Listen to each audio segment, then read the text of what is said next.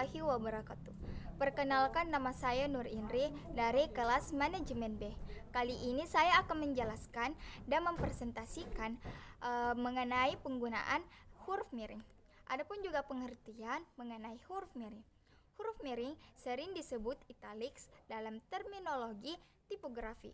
Adalah jenis huruf yang dicetak dengan gaya miring atau condong ke kanan dalam penulisan bahasa Indonesia. Adapun juga fungsi mengenai huruf miring. Yang pertama, fungsi penanda judul karya dan media massa. Huruf miring digunakan sebagai penanda resmi untuk jenis karya, publikasi, dan media tertentu, baik yang dikutip dalam teks maupun pada daftar rujukan. Dan kedua, fungsi penanda bahasa asing atau daerah. Huruf miring digunakan untuk mengidentifikasi unsur-unsur bahasa yang berasal dari luar bahasa Indonesia baku, seperti bahasa daerah, bahasa asing, misalnya Inggris, Latin, Prancis, dan nama ilmiah. Dan ada pun juga contoh penulisan huruf miring. Yang pertama kayak judul buku atau novel. Novel fiksi ilmiah Dunet karya Frank Herbert telah diadaptkan ke layar lebar.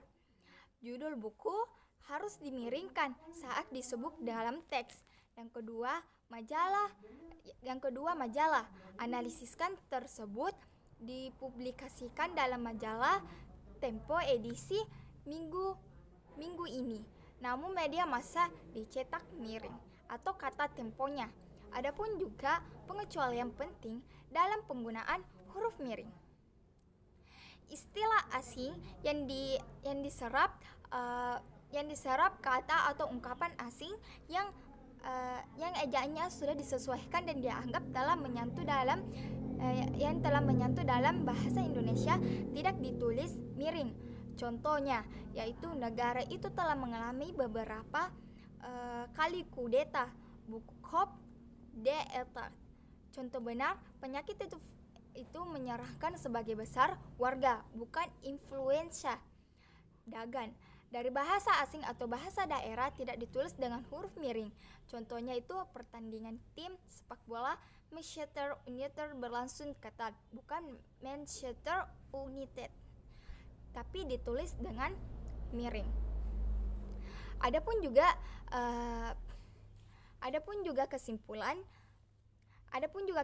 mengenai penggunaan huruf miring. Huruf miring digunakan untuk judul karya berdiri sendiri seperti buku, film, atau album. Sementara tanda kutip digunakan untuk judul karya yang merupakan bahagia dari karya yang lebih besar seperti bab buku, artikel, atau lagu. Dan juga harus miring dan juga huruf miring berfungsi untuk menegaskan, membedakan, dan memperjelas makna suatu kata atau kalimat agar tulisan menjadi lebih jelas, terstruktur, dan sesuai dengan kaidah ejaan bahasa Indonesia atau EBI. Terima kasih, itulah tadi hasil presentasi kami. Jika ada kesalahan pembaca mohon dimaafkan. Wabillahi taufiq hidayah. Wassalamualaikum warahmatullahi wabarakatuh.